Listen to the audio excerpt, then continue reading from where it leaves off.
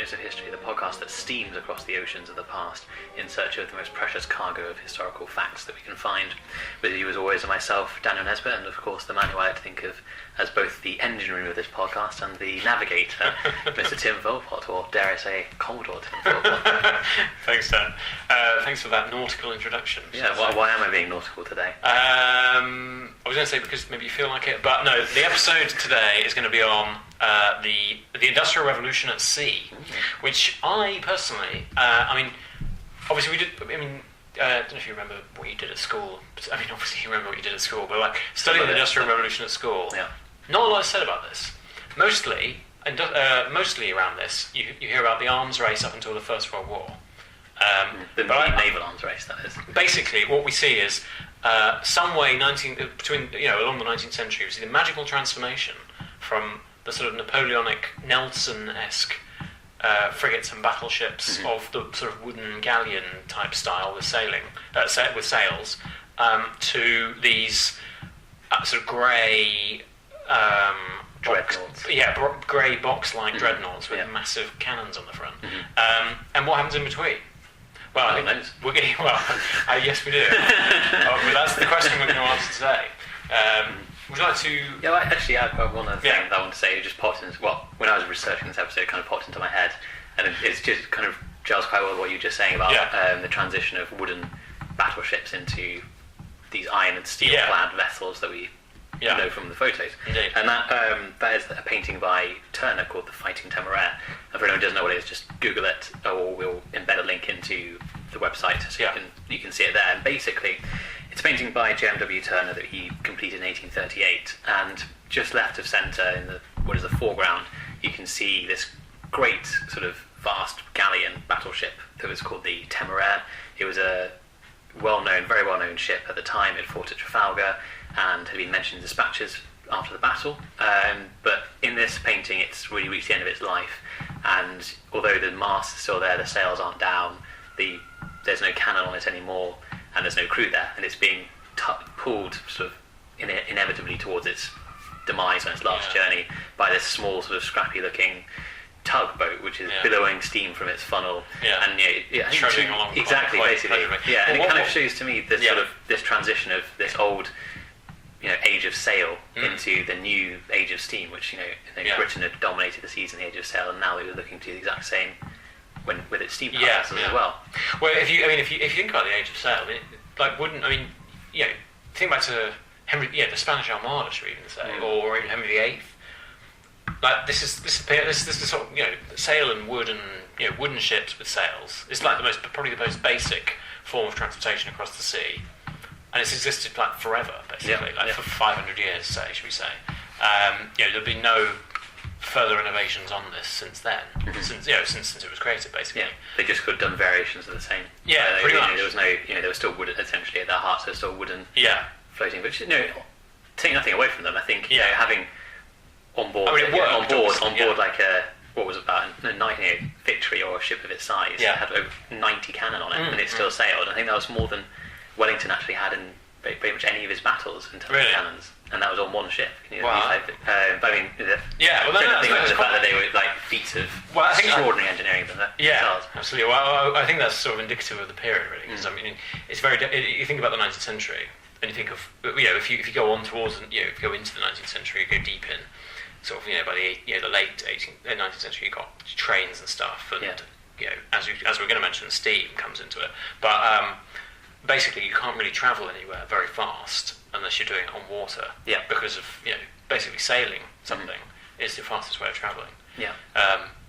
Sorry. And I was going to say that I know you have three sort of inventions in mind that powered this sort of revolution at sea, didn't you? The Industrial Revolution at Sea, I suppose. The sort of subtitle of the episode is. So in 18, what time of period was the Turner painting?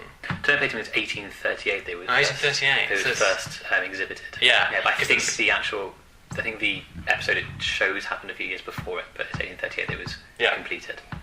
Let's highlight those as some of the sort of key dates, should we say? 1815, obviously, we know that the Napoleonic War ended with essentially wooden ships being used right up until wooden sailing ships used right up until the end. And then by this kind of 1838, 1845, we know the Isambard Kingdom Brunel launched his SS Great Britain, which unified in its design 3 very specific inventions which contributed to the demise of sail and the rise of the steamship, the steam ironclad, should we say. Those 3 things being steam power, obviously, what they call the screw propeller, or what we'd recognise today as just the propeller, and iron and metal-based hull to the ship. Yeah, and I think in this ship you kind of see. Yeah, you start to see them all 3 together, and you start to see them like a modern ship. If that makes sense. Yeah, absolutely. Yeah, it's definitely recognisable as a modern ship, if not quite. I mean, I think.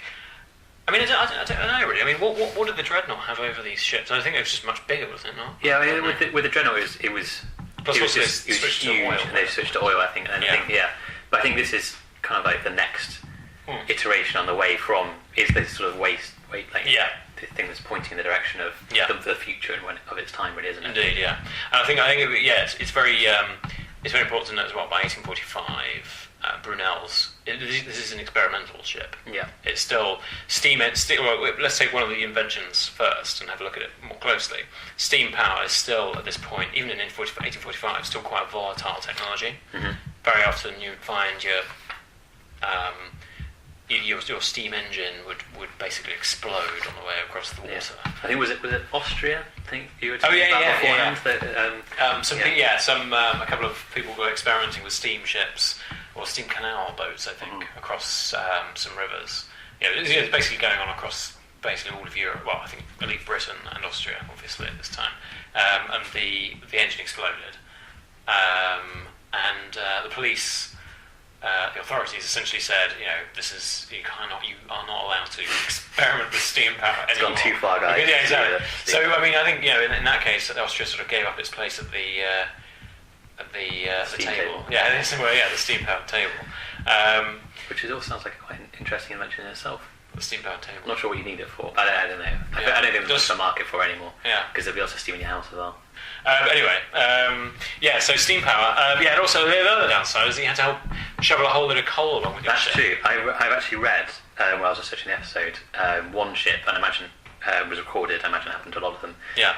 It was set to go from Falmouth in the UK to Calcutta in India. And it had to spend 25 days before it set off, just purely putting coal into it to actually have enough to get from one place to the other. It's so mental. It's just like I think this, that, and also things such as the fact that a sailing ship required a smaller crew. Yeah. It couldn't break down, even mechanics couldn't break down, and the fact that there was no actual bill for all this coal on a sailing ship actually meant that although steam power was on the up, sailing ships didn't completely die out until the early 1900s, really. So you still have stuff like the Cutty Sark taking stuff like tea and wool from the Far East to fast tea clippers from the Far East to Britain and Europe, and then also weirdly I was reading the other day, it reminded me the Marie Celeste, the most famous Orgo ship, was in the mid 1900s. 1800s. Late 1800s. 19th century, but 1800s. Yeah. I should know that, I'm a historian. But that was also sail powered, so they still were around at that point. But that's incredible. I think until these various advantages you're mentioning came in, sail was still thought of as being quite reliable. Well, I know as well, also from my dissertation, I know that the larger docks in London didn't start getting. I mean, because the Cutty Sark, you just sort of rang a bell there. The Cutty Sark would have gone into St Catherine's docks, I believe, which obviously used to be the tea dock. And when you look at it, it just seems tiny. Yeah. The Cutty Sark is actually quite a small ship, and that's another thing we've got to emphasise here is that basically, well, I mean, it wasn't steam that gave rise to this, but when you started building ironclad ships, they are able to be a lot bigger. Yeah. And they can carry a lot more, say, volume. I mean, a tea would be quite a valuable low-volume cargo, I think, at this point. Nowadays, obviously, it's the cheapest chips, but back then it was quite expensive. But you can, high-volume cargoes, you need a much bigger ship to carry enough in it. And the bigger the ship, the harder it is to control it with sail. You can sort of see how combining steam and iron ironclad hull would make sense. Of course, one of the main reasons why, just go into a bit of detail on this, the main reasons why you can build them bigger is that wooden ships they're susceptible, mechanically susceptible in the middle. When they pass over two waves, there is a sort of gap underneath the ship, and in a wooden ship, this can cause quite a significant amount of damage to the centre of the ship, as the weight of the cargo is fully. Usually, the water displacement would keep it upright, but cause damage. But with an ironclad ship, that's not quite as bad. So you can build them much bigger. I think you're limited to about 300 feet long, essentially, in a wooden ship. Okay. But one other thing I meant, because you just remind me of here, is just it's a slight detour, but it's on the same lines as obviously we don't really, as you said, we don't really study the Industrial Revolution at sea. But I think it's quite important to emphasise how much of an impact these new ships had on Britain in particular. Yeah, I think, because they were making before iron-hulled ships came in. A lot of the shipbuilding industry was concentrated in the south, so you had places like Bristol and London being the big ports and docks for building these ships, because one, you got more access to wood in the south, on the south coast, be it from your own homegrown wood supplies or importing it in from the continent. But when you start switching to iron-hulled ships, the industry moves to where the metal and is, plus also where all the coal is. So you start getting these places like Merseyside, Tyneside, Clydeside, and the northeast coast, which we now would think of as being the traditional UK shipbuilding sites. That doesn't happen until we get these ships. Yeah, absolutely. I think that it's really. I think it's really interesting for two reasons. The first one is that if you it's quite trivial, I suppose, two trivial points. But the first one is that when politicians bang on about rebalancing the economy, it's interesting to know how north-centric this 19th century economy is in terms of building stuff. So it's an interesting change that to view over 100 years that is sort of essentially, I suppose, semi-died out. But yeah, and then the second one is that if you I watched Peaky Blinders season 4, episode 1 last night, and oh really? Is you without the TV license, Tim? Well, I couldn't possibly comment on that. No, I have TV license. Oh really? Or at least my girlfriend does. So and you have a girlfriend, Tim? I didn't realise that. Yeah. I don't even know you. Sorry, I can't remember what your name is. The second point is that when the mafia show up, they all come into Liverpool Dock. Yeah. And this is not seen as weird. Can you imagine somebody coming into Liverpool Docks now?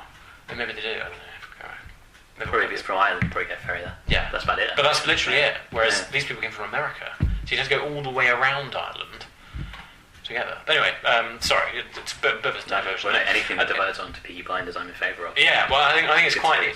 Peaky Blinders is very much like the sort of almost the pin. I mean, obviously, you get sort of post First World War really, but it's sort of like the pin. You can see the after effects of the industrial revolution, like all the smog-filled backgrounds and stuff like that, and the factories billowing that exactly, and stuff. And fire as well. There's not fire involved for some reason. And not just a dangerous place for me. Indeed, yeah. Well, yeah, absolutely. Yeah, it is a dangerous place. In summary, yes. So steam power.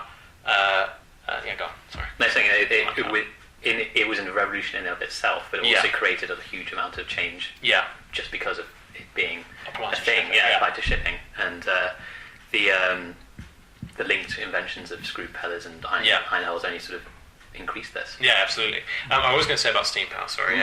Essentially, it's really good for canal boats, moving inland, because.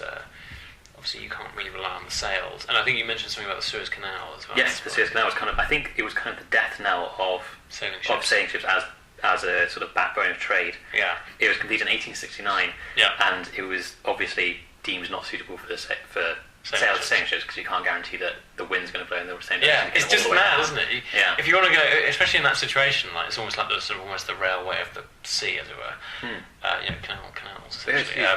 You won't be able to go the other way if the wind is blowing against you if you're sailing. Especially the Suez Canal, because it's so important to. I mean, the British Empire in and of itself. I mean, even back in the late 50s, I think. Late 50s, because my grandparents, when my granddad was in the army and he was stationed in Hong Kong, and they got a boat from the UK to Hong Kong, which went through the Suez Canal. Oh wow. So even to that day, this was clearly such a vital kind of artery to them. They couldn't really rely on. Yeah. Even from the very beginning, you can rely on sails to get all your stuff through. Absolutely, yeah. Well, I think that's another important thing, is that sailors basically, the unreliability of it is quite a big factor. I mean, you could extend your journey by hundreds of days if you got, if there was a bad storm or something. I mean, or if the wind just drops out. It's calmed. You see kind of Pirates of the Caribbean-esque with people just like lying on the deck, just waiting for basically to die. Because there's no wind. I mean, my image I had at the time, my image I had just now was imagining a sailing ship trying to tack its way up the Suez Canal the wrong way. That makes sense. Going from side to side, but advancing one foot at a time. Well, let's these steamships just zoom past. Yeah, exactly. Because it's wide enough to allow that. Yeah, shouting abuse, perhaps. The third invention is the screw propeller, which I think is it's relatively important, but because it's sort of over time has proven itself to be superior to what was before it, which was the paddle, essentially a sort of paddle wheel type thing. It's like a water wheel of a mill on the side of a ship, on both sides of a ship, isn't it? Exactly.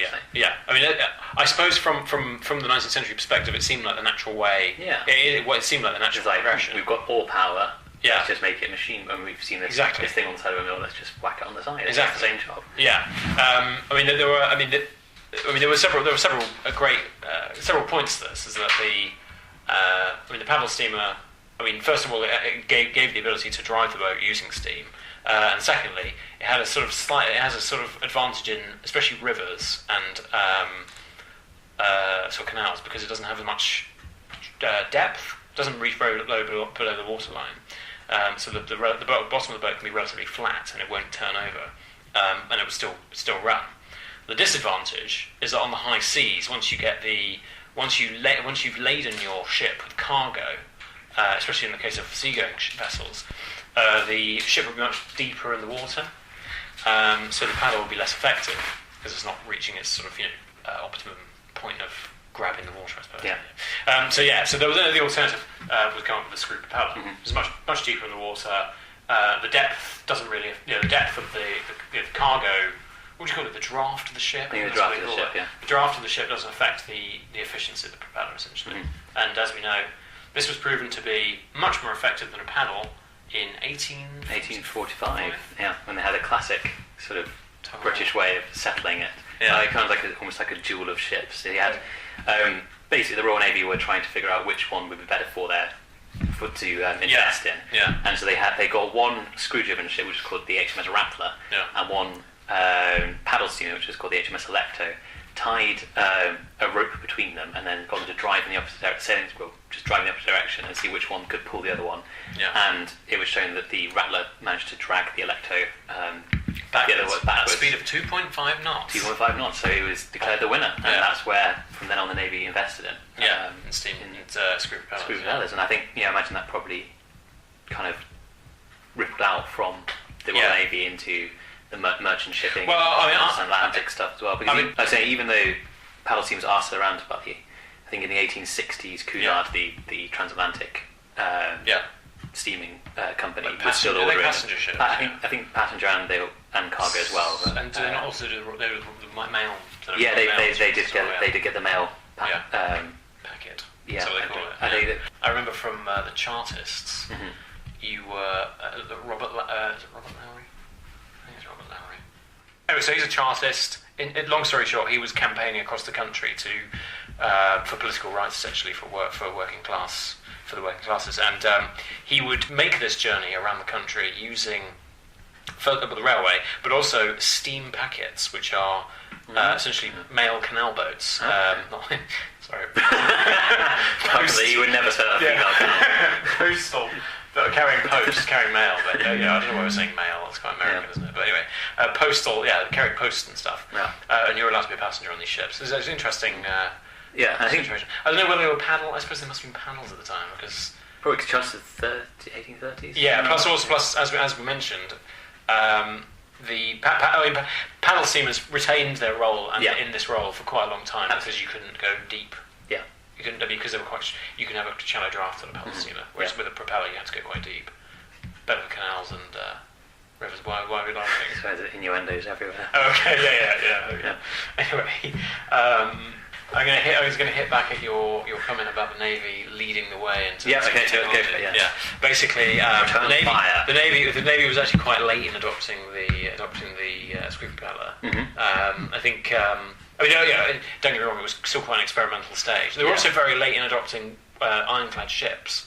Yes, and also steamships, actually. So, looking at 1837, which is just a year before the Turner painting that we mentioned earlier was put on show, the Royal Navy only had 37 steamboats, and they were only used in auxiliary roles. So they were tugs or moving sort of cargo around or trying to move other ships when there was no wind to move them. They weren't for battle use at all. Yeah, I think that's very interesting because that definitely sort of it definitely makes sense with what we were saying about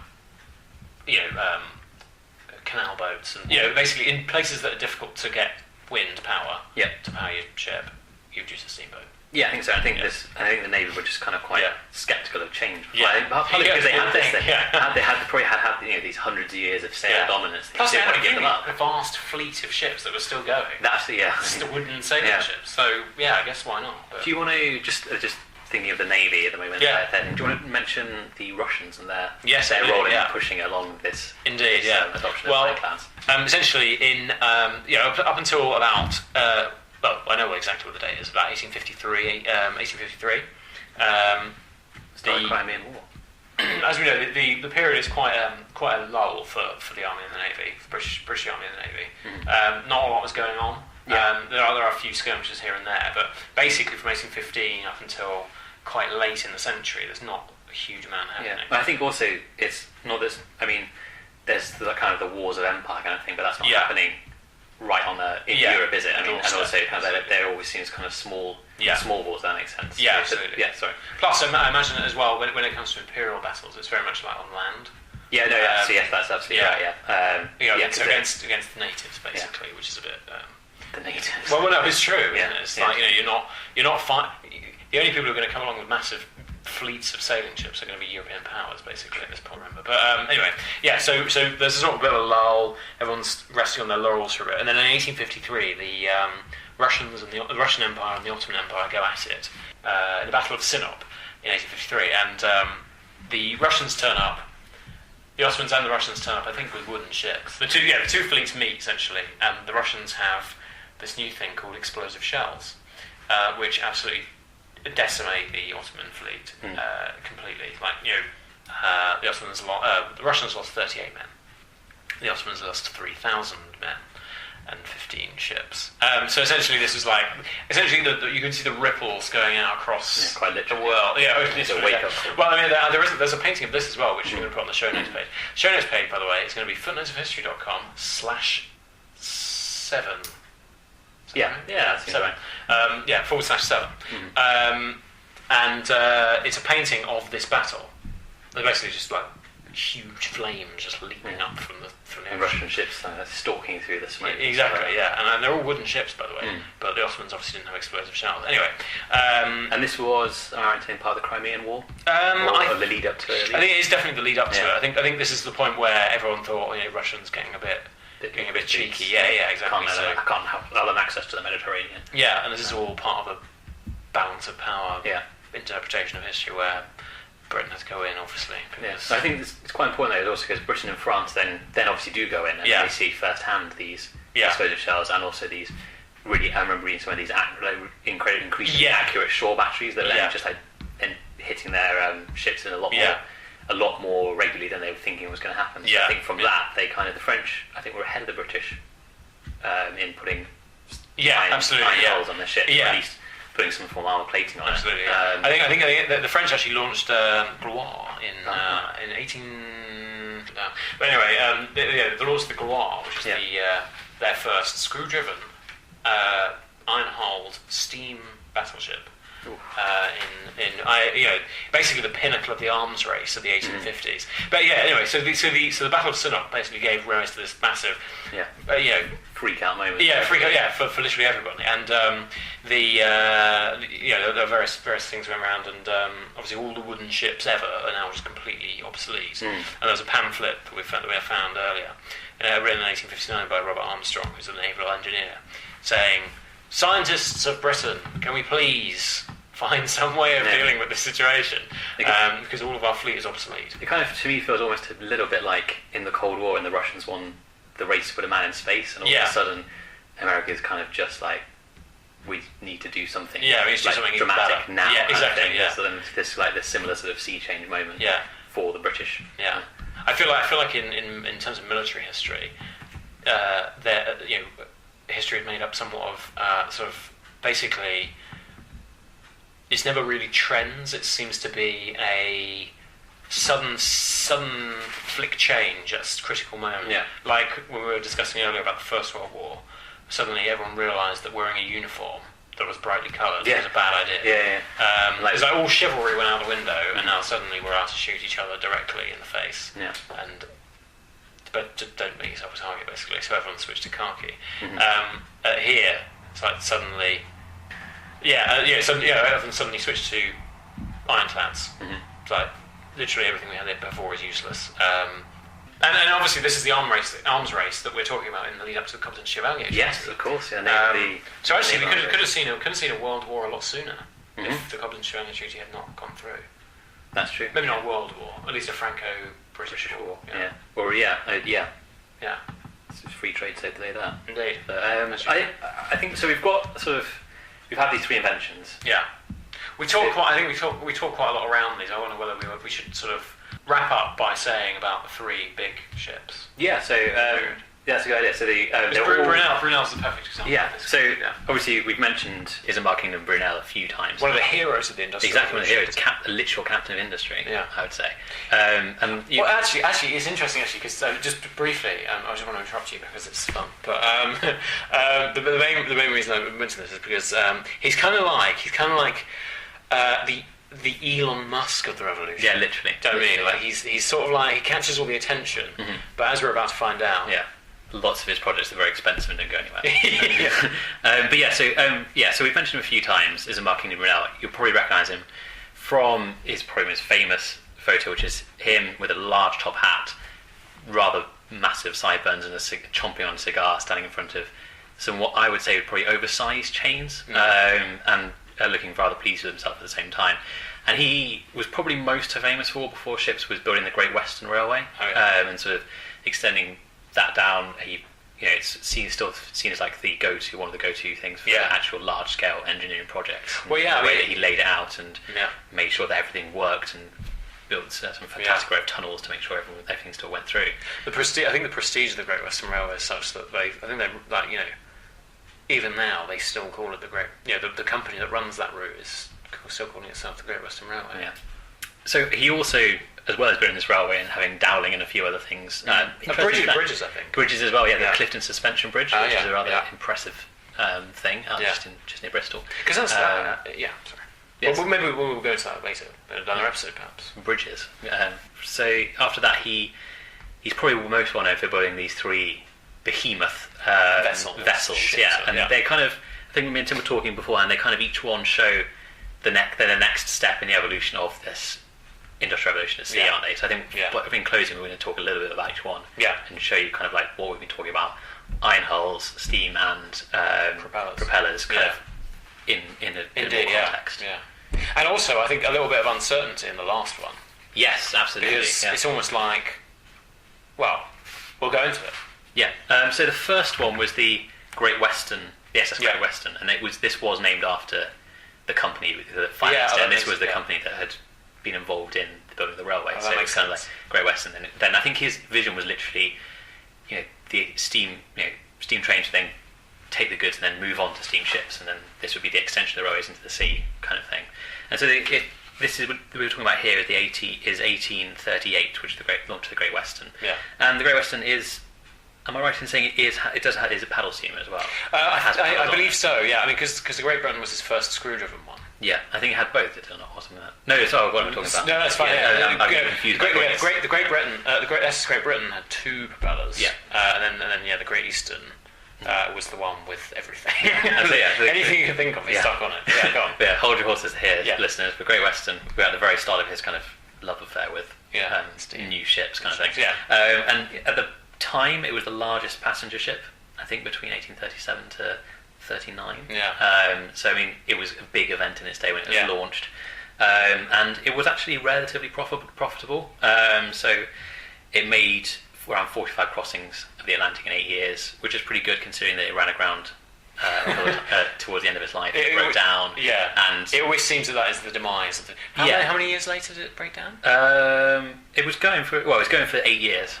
That's fair. But I think I think in it also the fact that it broke down and then the company that owned it went bust. It wasn't its fault. It was the fault that Brunel got a bit carried away with his next ship, which was the Great Britain. Yes, that's Great Britain. Yes, Great Britain. Which is a very. It's like they kind of like got the team back together on this one. So they got the band back together literally. Brunel and then his groups of financiers and builders all came back together on this other super-sized ship that he wanted to build. I'm not sure he wanted to quickly give the listeners a bit of a. Well, this is like the invention of the iPhone for steamships essentially. Literally anything you can think of that was of the time was on this ship. It was I think it's so including it was made of ironclad, propeller and steam driven. Launched in 1845 and then started doing. Well, main voyage was 1845. And essentially, it's because it's his first foray into building this ironclad passenger vessel. Basically, it wasn't particularly large. It wasn't particularly big. It was 322 feet. Yeah, it carried 360 passengers and 120. Quite a lot of crew. 120 crew. Yeah, well, I think this is the thing. The fact that we see here, these type of ships need so many more people on them than a sailing ship, because you need engineers as well to actually make sure if it breaks down, they can actually fix it in the middle of the ocean. Yeah, which is slightly ironic, really, because we were going on about how reliable it is. I suppose in comparison to sailing, it has its other dangers. I mean, like these ones are almost self-inflicted dangers. They're also occupational hazards, as it were. Whereas sailing is much more you're reliant on basically the weather. And I think the main problems with the Great Britain there were quite big problems, were that it ran horrifically over budget. So I mean, it was budgeted for £70,000, which is a lot of money anyway in those days. But then it came in at £117,000, and then it took 5 years longer than it was meant to build. Jesus. So in all this time, this is why, in the end, when the Great Western ran aground, the company went bust because they should have built under kind of a copy of the Great Western, so they could always have one going. It makes sense to have a fleet of reliable ships, but they were too busy trying to cut the edge. This is what people like Cunard did. They had a fleet of ships that were going. So then they slowly built up into more technical ones, but they kind of got the basis right, stable. But Brunel kind of just got a bit carried away and built a very technologically impressive beast, but kind of bankrupted himself and his company at the same time. That was probably the second time he went bankrupt, isn't it? I'm not sure.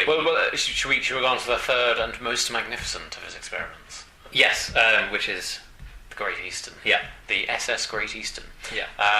It's like I think he went all out on this one.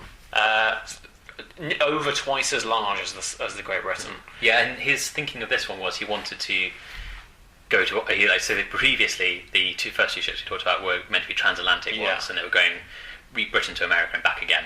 This time he was like, we're going to Australia. Basically, is the plan. We're going to Australia, and I've got the idea that will get us there in one journey, because you were saying beforehand, basically, if you wanted to get to Australia on a coal-driven ship, you had to stop at a coal. This is sort of a sort of blight of the period, so you can't really. In order to carry cargo, you can't obviously carry as much fuel. So in order to get anywhere, you have to basically build a network of sort of coal dumps, so that you can both. Because if you're going to try and go somewhere quite a long way away, you need enough But first of all, you need to make it worthwhile. So you need some cargo that you're going to sell when you get there. But then you also need to get there, so you need to carry the fuel you need to get there, which is loads of coal. And both of them, you can't carry both. So the use of coal fields, so you can fill up with more coal on the way. Was this phenomenon. And I think some of these coal fields, so there's just vast mountains of coal, like on the edges of various continents. That obviously again, this is another classic example where technology completely makes something obsolete. But when oil obviously came into use, all completely useless. No one wanted the coal dumps anymore. The Great Eastern was designed to travel all the way to Australia in one go, and it would be it would have been the first of its time to do that. And kind of just as a did it make it? Well, this is the thing. We'll come on to that in a second. But although the Great Western was expensive enough to build, so that cost 117,000. The Great Eastern, just to build, this is excluding fitting out with all the sort of amenities you need, luxury salons, and think almost Titanic-esque proportions of opulence. I mean, it's not like you can watch TV in your cabin, is it? No, well, It's going to take months to get to Australia. You need to something entertain to do. people. Absolutely. And so just to build, it cost £377,000. It's ludicrous. And then it cost nearly £200,000 just to launch it as well. So and so it's just horrific figures we're thinking of. The company that was meant to be building it went bankrupt. Then the company that was the Great Eastern Company that was financing it also went bankrupt, and they had to get another company to basically bail them out and buy the ship off them so it didn't get taken by the creditors. So this is all before it was launched. And then when it was launched on its maiden voyage, it exploded as well. The part exploded. That's true, and 5 people died. Apart from Canal, obviously. Canal somehow managed to get rolled on. 5 people died and 1 person was lost overboard in this explosion that happened in the Channel. And then the captain of the ship went overboard and went and died as well in a separate incident.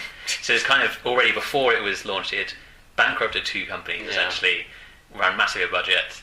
Killed various people, exploded, and then when they finally launched it, they realised that actually there wasn't really a market for it to go to Australia because there weren't enough people to want to go to the Far East and Australia on a regular enough basis to make it viable.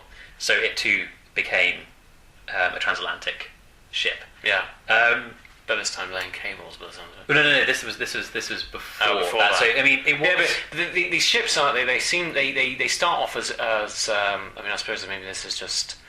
I suppose you could sort of compare it to, like you're saying about the space race. I mean, there's a number of launches of rockets that were like, yes, this is the next... the big thing. And then they sort of end their lives, as it were. The vehicle ends its lives. As a broken down. I can't even speak.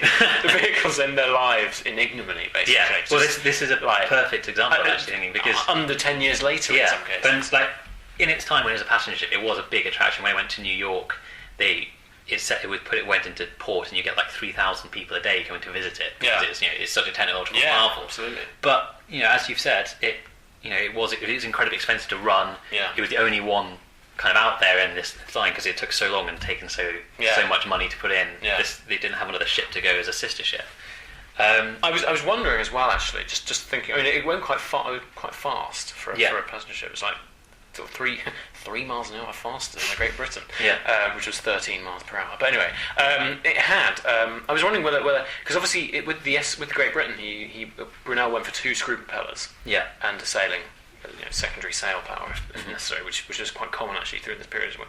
Sailing masts carried on up until the 1890s. But anyway, the Great Eastern had 4 paddles on it. I was wondering whether maybe he just ran out of money to put. Maybe he was going to put loads of propellers on it, but just put paddles on instead. Just lost it, basically. Either he was hedging his bets, like we discussed earlier, or they didn't have enough money to actually deck it out with the number of propellers that he needed. Maybe a bit of both, perhaps. Maybe, indeed. So I mean, as you said, it was a passenger ship for a while. 4,000 passengers. 4,000 passengers, there you go. And coming across, and then, eventually, it basically just, the company went out of business because it was too expensive to run. It got hit by a rock. Well, it hit a rock outside New York Harbour, and it took an exorbitant amount to actually get it back to the UK to fix. And in the end, they because there wasn't the dock big enough. Yeah, exactly. In America, there wasn't a dock big enough to actually bring it into a dry dock and fix it there. So they had to build basically a metal sheath to put over the hole, and then sail it back to Britain, which I imagine they couldn't have any paying passengers on that one because you want to risk it taking these people down. And then a dead lost trip. And as you said, it kind of from then on it kind of went almost more and more into ignominy. It was a cable laying ship for transatlantic telegraph cables. Yeah. And then telegraph cables in other places as well. And then it kind of ended its days on the Mersey, I think. And it was a concert hall for a while, a gymnasium, and then basically a floating billboard before it was broken up. And also, one footnote kind of thing is that when it was broken up for scrap over a course of around 18 months, so because it was so vast, it's expensive for them to break it down. And then, actually, the top mast of it is currently at Anfield, which is Liverpool's home ground. Yeah. There's two theories about how it got there, weirdly enough. I mean, so when Everton used to play there in just around the turn of the century, it was said that it was brought there and rescued from the scrapyard. But then there's also another counter-narrative, which is when Liverpool took over the ground, they found it, the owners of the ground found it and then brought it as well. So we're not sure how it ended up there. But at the moment, it is at the topmast of the glorious symbol Grace and is there near the cop end, flying the flag. Liverpudlian. Yeah, exactly. So I mean, it's still living on with us for a little bit. Yeah. But it did have a sad ending, really. Yeah. Should we wrap up? Yeah, I think so. Do you any further reading you want to add to the? There's a couple. I mean, there's a huge amount out there. Absolutely. I'd say, if you can find a biography a biography of Brunel, I think it would give you quite a good background to it, because he had such, he was so sort of innovative, and he drove quite a lot of this forward. But also, I found a very good pamphlet, if anyone who wants to read it, on the internet by the historic. It was basically brought out to show the historic fleet, which is it's where things like the SS Great Britain actually has ended up as part of the historic fleet. And it's basically a background to steamships. Very good. If you type in historic fleet steamships, it will come up, and it was basically just, you can read through, and it will give you a good potted history of how steam power changed shipping. I got a couple. First of all, is the Robert Armstrong pamphlet on asking men of science to sort out the conundrum of high-speed navigation and steamship perfection. It was a pamphlet. It was an 1859 pamphlet, and then and of course there's various histories of passenger and cargo ships of the 19th century. There's also, for example, Richard Hill's book on the war at sea in the Ironclad Age would cover the naval aspect of it as well. But other than that, I think maybe we should wrap the episode up there. Yeah, I think so. Thanks for listening to Footnotes of History. For more episodes, visit footnotesofhistory.com and subscribe. Or, if you want to suggest an episode to us, email us on episodes@footnotesofhistory.com. You can also follow us on social media @FOH Podcast on Twitter, and we're also on Instagram and YouTube. Thanks for listening.